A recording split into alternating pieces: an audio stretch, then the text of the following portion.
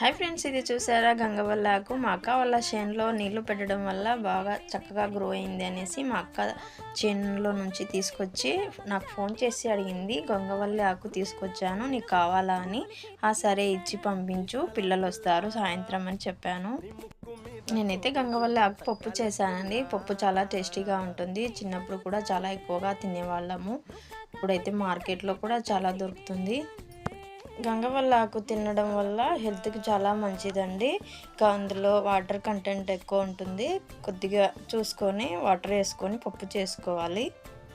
ఈ పప్పు చేసుకోవడానికి టైం ఎక్కువ ఏం పట్టదండి. 2 విజిల్లు ఫుల్ ఫ్లేమ్లోనే, 1 విజిల్ లో ఫ్లేమ్లోనే పెట్టి ఉడికించుకోవాలి.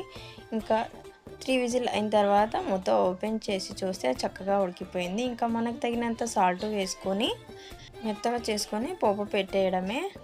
ఇంకా బెండకాయ ఫ్రై చపాతీ చేశాను. Bye bye.